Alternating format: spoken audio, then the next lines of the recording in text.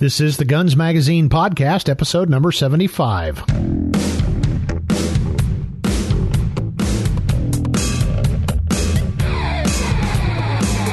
Hi there, and welcome to the Guns Magazine Podcast. I'm your host and the editor of Guns Magazine, Brent T. Thanks for joining us as we talk to the interesting people who make up the world of shooting, hunting, and the firearms industry. Before we get started, let's talk about our sponsor, Berger Bullets.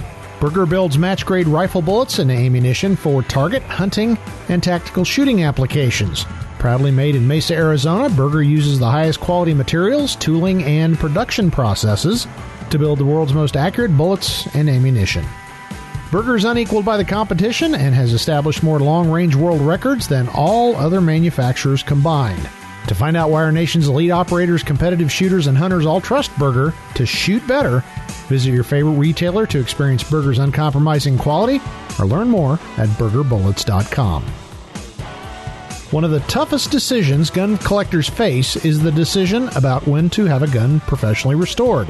There's hundreds of things to consider, and there's no clear-cut answer in every case. To help listeners make those complex decisions, we went straight to one of the best-known gun restoration gurus in the country, Doug Turnbull. Turnbull Restoration is considered one of the top shops of this delicate art, and their work has graced countless magazine covers, gun vaults of the rich and famous, and they've worked on thousands of other guns ranging from the historical to the sublime. If you've ever wondered if you should have that old shotgun or rifle in the safe restored, be ready to take notes as I talk to Doug Turnbull of Turnbull Restoration.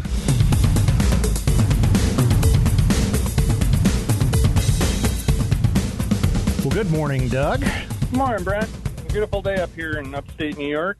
Oh, well, you must have got our weather from yesterday. It was a good day here, and now we're going to get some rain. But we're inside talking about Turnbull Restoration, and you are the big cheese at Turnbull Restoration. So before we get into the meat of this, talk a little bit about yourself and how you came to start Turnbull Restoration. Well, I'm Doug Turnbull. Live in basically the same town that I grew up in, Bloomfield, New York. It used to be Holcomb, changed it to Bloomfield. Been here all my life, in and around the firearms industry all my life. Mom and Dad started a Creekside Gun Shop back in '59, and it became the largest specialty gun shop in the Northeast. And it's interesting looking through some of their old logbooks of the collectible stuff that they had back in the day coming through the shop. I enjoy the hands-on work as opposed to retail, and kind of work more on that side because of the contacts that my father, Terry Turnbull, had with manufacturers, and that I've been able to get into a lot of the manufacturers back in the day through the 70s and 80s, and still can through contacts. Watch how they do things, different processes. My father was, got a chemistry degree from U of R and was always kind of a tinkerer. And he played with the color case hardening process, the bone charcoal color case hardening process through the 60s and into the 70s. I got involved with it because of, more of the hands-on, and ended up taking over the process early 80s. Learned my father's notes, learned his shorthand, how he, and how I still do, write notes and in shorthand, and people would look at the notes and go, well, what the heck did you say? And I think we all have some sort of shorthand. And, just talk to people and collectors, dealers. Collectors and dealers are really the ones that probably helped me the most with the restoration process. They would show me a gun, say, this is what it's got to look like, and I'd show them a part that I did, and they say, it's nice, but you got to do this, and it helped with the process. Wow. And now today you're one of the, if not the best known restoration company in the firearm business. Yeah, that's what they say. It's attention to detail. It's been working with the dealers and collectors, and it's the detail. It's the little things that make everything come together. It's between the polish. It's learning through the years how to vary the process to get different colors for the different manufacturers.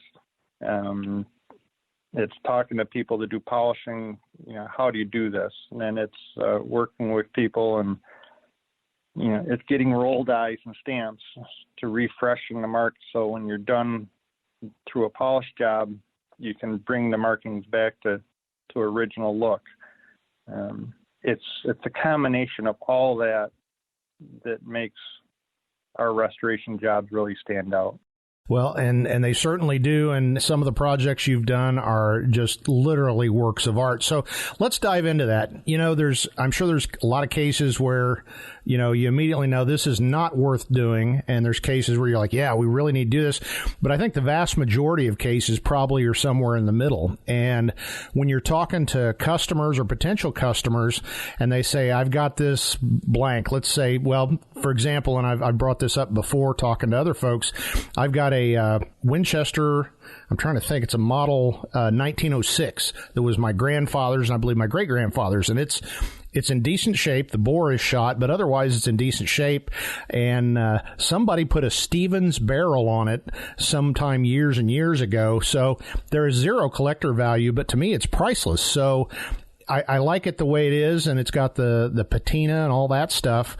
So if I called you and I said, do I restore this to make it look or a lot more like it did coming from the factory, or do I just leave it as it is with all the memories soaked into the wood? How do you, walk people through that process? That can be one of those real tough ones, because, like you say, do you leave it because of all the memories, or you bring it back to what it was? Maybe when your great-grandfather, bought it.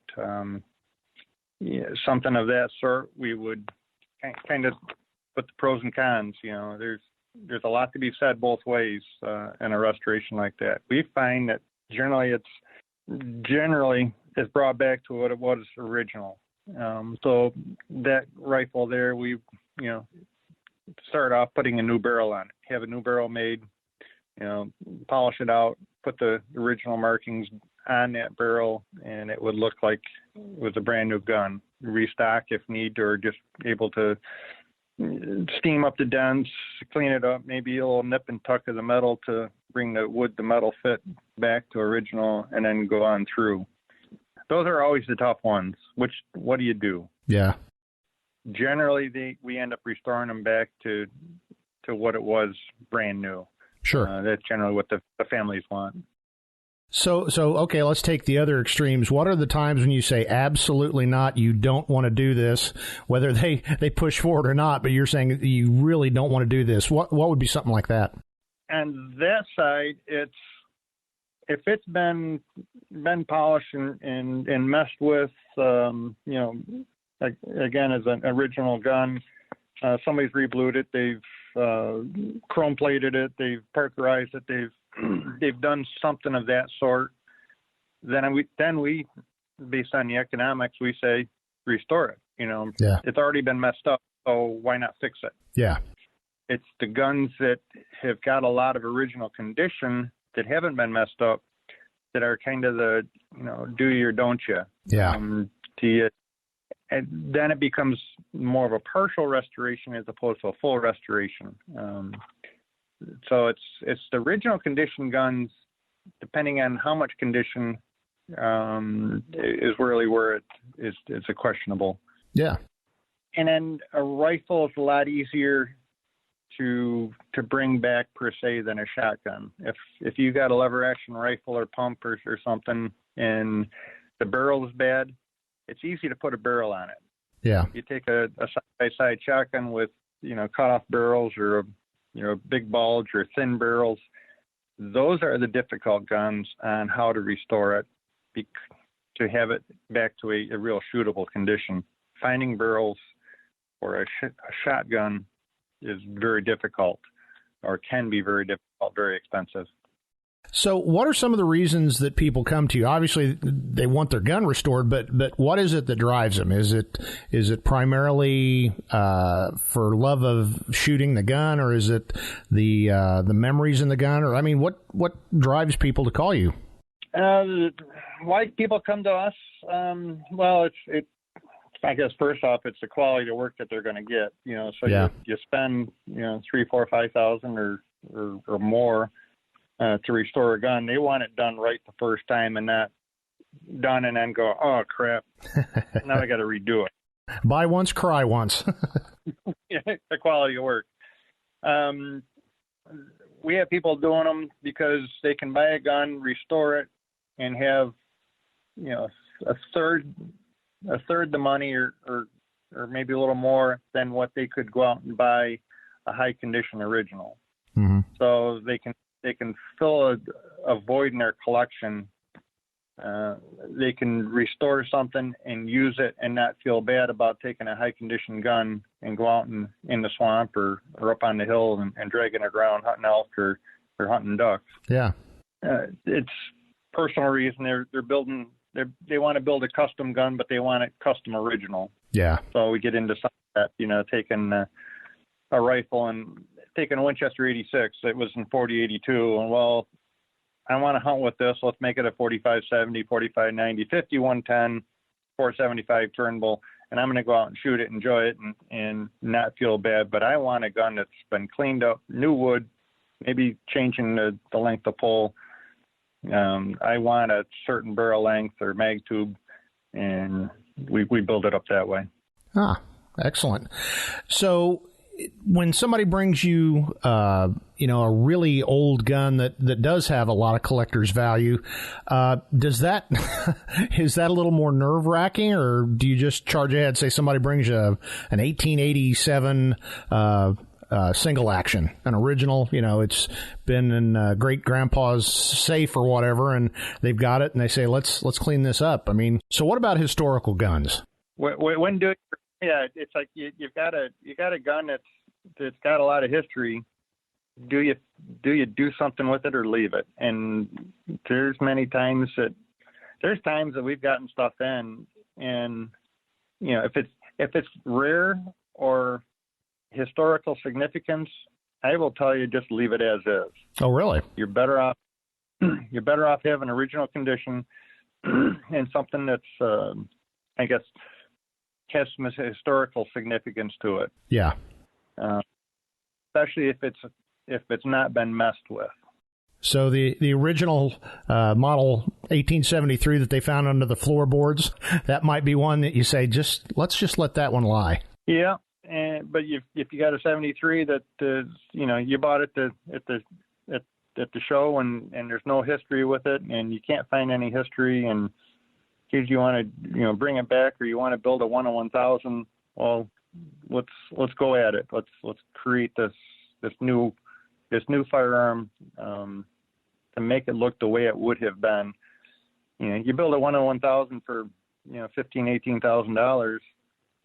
Depending on the engraving and this and that. So you might have $20,000 in a 1 in 1,000 1873 that to buy an original, you're $200,000, $300,000, $400,000.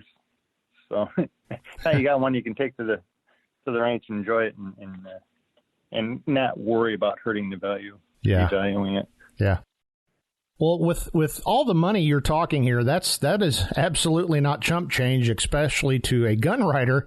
So do you get into situations where you think people are maybe having you redo guns so that they can pass them off as perhaps something they aren't? Do I see, I guess the real question is, are dealers, collectors, individuals coming and having us restore, upgrade, build guns and then passing them off? Yes, they are. We see it. We saw it a lot through the late 80s and through the 90s. Maybe not so much obviously now than there was at that point. There's a couple different guys who were doing an awful lot of it, and they have since passed away. Yeah. And I've actually cut some of those guys off because I really knew what they were doing more and more. And it's like, I don't want my name necessarily attached to some of this stuff. So I've actually cut some of those guys off. The hard part is they found craftsmen to do engraving or stock work. We were putting finishes on that they were good. They were really, really good at what they did. And it's just like nowadays, there's guys that can restore cars, motorcycles, and make them look, make it look original. That we see some of that stuff now over the years. Yeah. There's guns that I look at that are at auction or somebody brings to me, and because I've seen so many good and bad guns, that when you look at it, you just go, there's something wrong with it.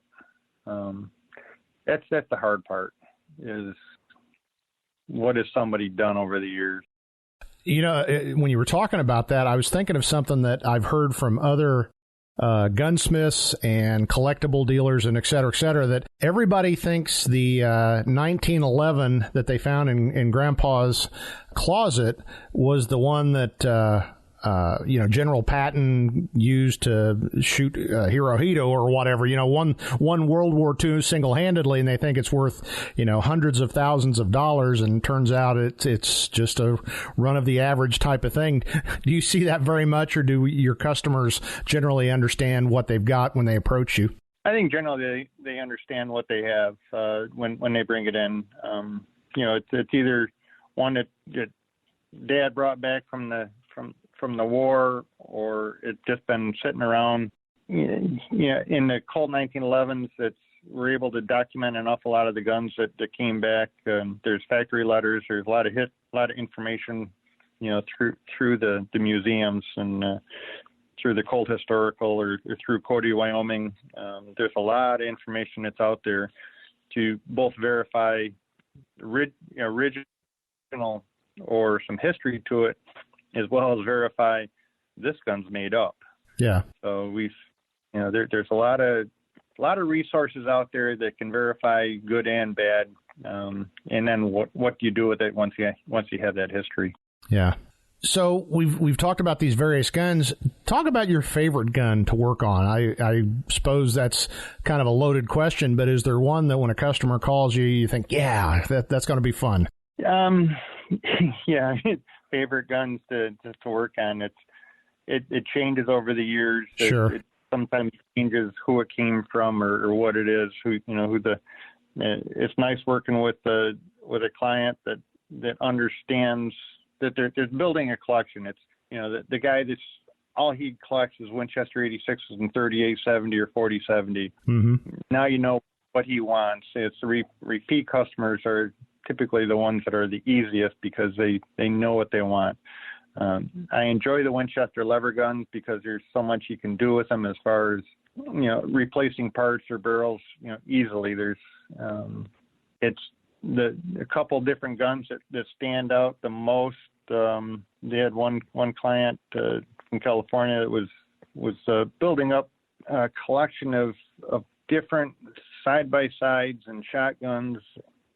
The gun that stood out the most to us, that was probably the neatest, was an old C-Sharps 20-gauge side-by-side that was in need of a lot of work.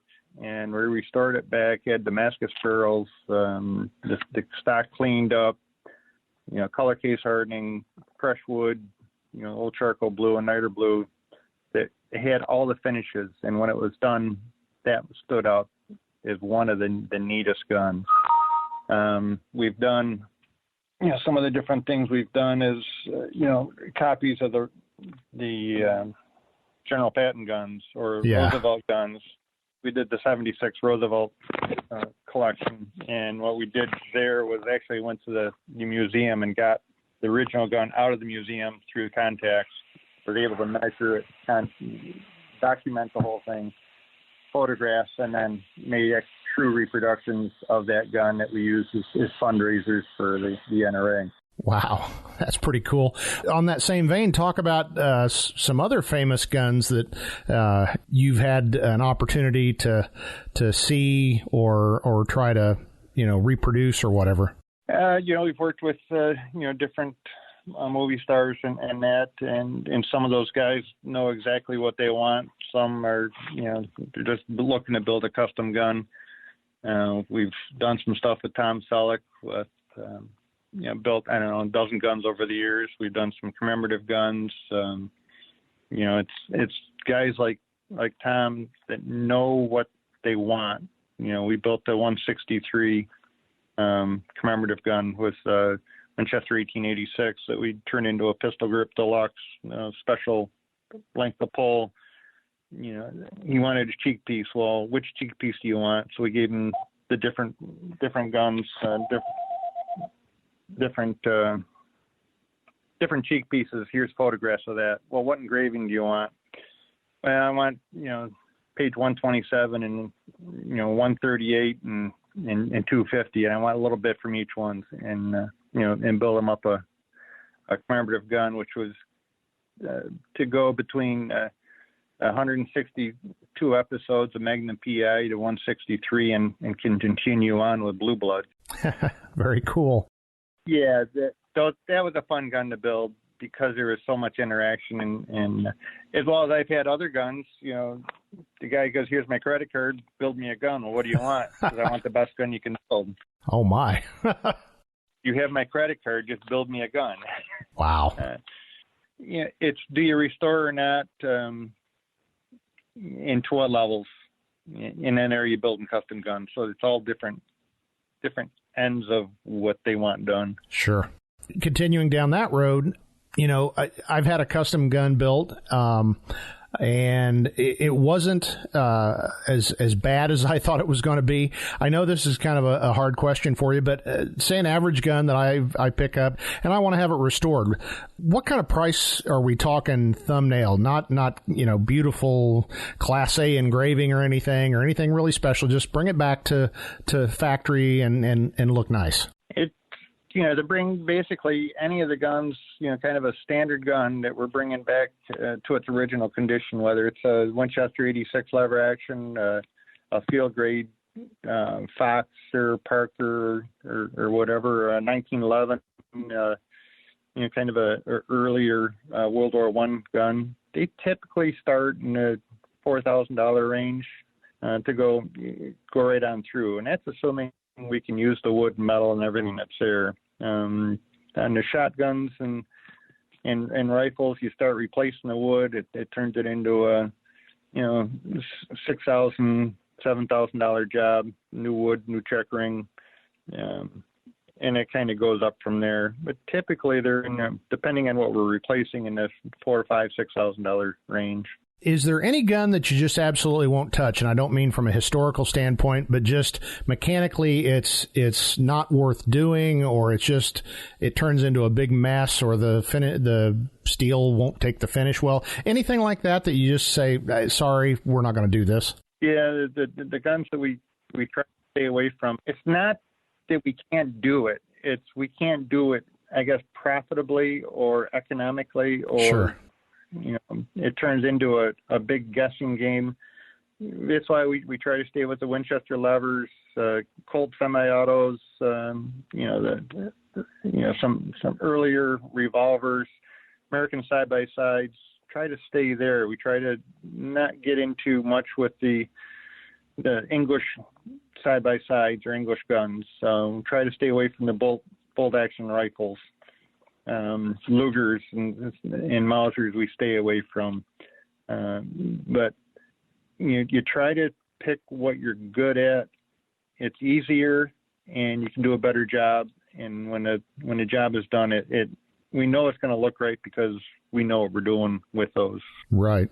One question I had, and this is a more specific type question. You do multiple types of bluing, and there are different types of bluing, rust bluing and niter bluing, et cetera, et cetera. I realize they were each used in different periods of the gun industry and all that. How do you decide which type of bluing, or is that the customer says, I want niter bluing on this gun? The type of bluing that we do, it's fairly set in stone, per se. Rifle and shotgun barrels were typically all rust blued, so it's pretty good there. You get into the smaller parts, and the Winchesters, it's just charcoal blued, which is a heat blue process, or screws might be niter blued. Mm-hmm. The 1911s were all charcoal blued, but then you get past about 375,000 in 1918. It was what they called Black Army. It was kind of a sooty, it's a black finish. It's still the same process, but it's a variation of the process. We very rarely will put, per se, the wrong finish on a gun. Even at the customer's got to have a real reason. You put the right finishes on the right parts, you get the polish right for the period for the part, you put the right finish on it, it looks right. If you don't polish it right, it might be okay, but if you put the wrong finish on when you're done, the gun doesn't look right. Yeah. You might as well just hot glue everything as opposed to getting into rust blue and charcoal blue. It's not going to look right, so why not just make the whole thing not look right? It makes sense. Or just don't do the work. Yeah. I'm not doing it. It's just finish or nothing. Yeah. Does that happen very often? Do you get into it with, I don't want to say get into it with customers, but they want stuff that you're just like, this is just not, we're not going to do it. Do you have that happen very often? Not very often, but we do have that. Somebody wants something and we'll just tell them no. This is what we're putting on. It doesn't happen very often, which is fortunate. So you don't have to, seem like you're the bad guy with the project. It's no different than putting finish on stocks. Somebody wants a spray polyurethane. Well, go find somebody else to do it because we don't do it, so we're not good at it. Yeah. You're not good at it. Now you're going to struggle with it. You're going to struggle with it. Now you took a job that you're going to be proud in. It's like, why did I touch this thing? Yeah. They're like works of art. If you're going to have your name attached, it better be the best you can do. Yeah, exactly. I've been sitting here, we've been talking about bluing, and this is a question I've always wondered, and so I'll ask a true expert. So why do old guns turn brown? Rust. It's just good old-fashioned rust. It's just, it's just oxidation. A rust-blued barrel, it's just going to oxidize, and you're going to see an undertone if you take a flashlight to it, and that's how some of it you determine if it's, new blue or old blue. You take a bright flashlight and kind of shine it at an angle to the barrel, and you should see kind of a brownish undertone. And if it's not there, then it's got newer finish. And even a gun that's, minty, that's, 99.5%, and you do that, you'll still see a brown undertone. There's a lot of little things to look at to tell if something's been messed with. It's just years of experience of what to do and what to look for. Well, I learned something there, so that was worth the time to ask the question. So, yeah. Right now, or this last year, our industry has gone insane. I think everybody would pretty much agree. But you're at a different end of the spectrum. Has the past year and the shortages and the buying frenzy and et cetera, has that affected you guys, or are you just pretty much plodding along like always? It's affected us in trying to get ammo for our own test firing. We've had some issues there. It's affected a couple of our vendors. A couple of them have gotten hit with COVID, and it's messed them up, which is now, who do I find to do this finish for us, because you can't do everything yourself. Yeah. Or where do you find these parts? The guy's getting old and he wants, he's had enough, he's getting out. Or he was sick, or a family member was sick, so now they've got to spend time with the family members, and so it has affected us in numerous areas. On the other side, there's a lot of people that are looking, well, I want to buy nothing out there to buy, so let's get into some restoration. Let's buy the restored. So it's helped us out on that end also. Interesting. So everybody just wants to do more, and they've got time on their hands. So that actually kind of surprised me, but it makes sense. We've worked very, very hard on our website, on our blogs, working with editors and writers, and we actually started back in 2020, not doing some of the bigger shows. We just cut them out. They were getting expensive, and putting more of our effort into different media as opposed to going to the shows. Yeah, and it's worked out fine for us. We've been very, very proactive on that side, getting the word out in different ways. I miss the shows. I miss the people at the shows. Yeah. I miss the family and the guys at the shows, or whoever does the same shows. They miss the family, the gun show family. They miss the family, whatever your industry you're in. You miss those people because you're all in the same family. You're going to the show, you're talking to people, but at the end of the day, you're going out to dinner with your like-minded people that are doing the same thing. Yep. You know exactly what I'm talking about. Oh, yeah. And I'm sure if everybody out there is just thinking, I know what you're talking about. That's what I miss. Yeah. Okay, I'll ask you the big think question. So is there a project you haven't done yet and you're dying to do? Well, what's the next project? I don't know. What's the next project? I mean, we're doing a bunch of stuff with the new Winchester 92s and 73s and 86s. We've got another group of Winchester 92s and 73s that are coming in, which are going to get the Turnbull finishes. So that'll be a big thing to be looking for late summer. You're going to see another run. We're doing the Mark IVs, Ruger Mark IVs, color case hardening on those, and that stuff just sells well. What's the next project? I don't know. We just keep plugging away, keep putting little things. There's no big project coming up. Past projects we did, we did the Turnbull AR.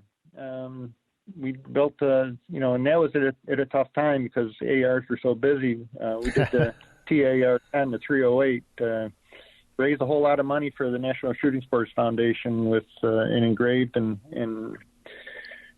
gold wire, and sold for $132,000, I think it was. Wow. So we raised a lot of money there. Yeah. It's fun working with those projects, trying to raise some money. The industry is different. Industry's different, and not sure where it's going. We'll plug along. We'll keep the restoration going. We'll keep the new little projects going. Putting our finishes out for the custom guys as well as manufacturers. Just keep at it. Yep.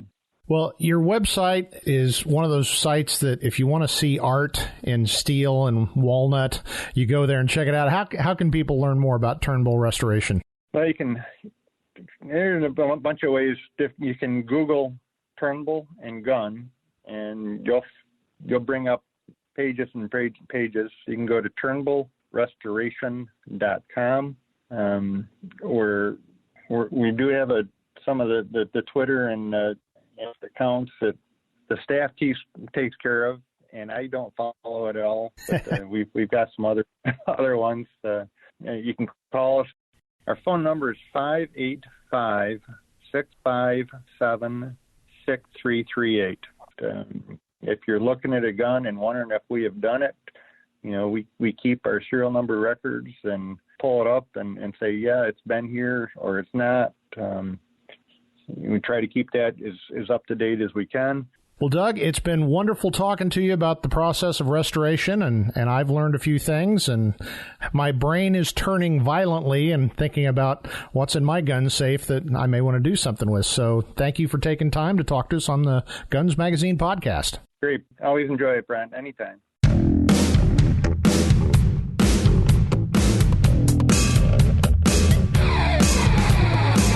That was a great chat full of good information from Doug Turnbull, and hopefully you got a little better understanding of the firearms restoration process. With that, we hope you're enjoying the Guns Magazine podcast. Please tell all your friends, even the humor-impaired liberals. Guns Magazine was first in the business, and we're using our decades of friendships to bring you the most interesting chats in the gun world. If you've got any questions or comments about the show, please email me. That's editor@gunsmagazine.com. Make sure you don't miss out on anything by subscribing to us on your favorite podcast catcher, YouTube, and of course at gunsmagazine.com. And while you're online, don't forget to check out our great sister publication, American Handgunner Magazine, at AmericanHandgunner.com. We'd also appreciate it if you'd share a favorite episode or some kind words on your own social media. And finally, I'd like to remind you to check out our sponsor, the guys and gals who really know accuracy at Berger Bullets. Learn more at BergerBullets.com. That's it for this episode of the Guns Magazine podcast. For the entire staff at FMG Publications, I'm Guns Magazine editor Brent Wheat. Now get out there and get shooting.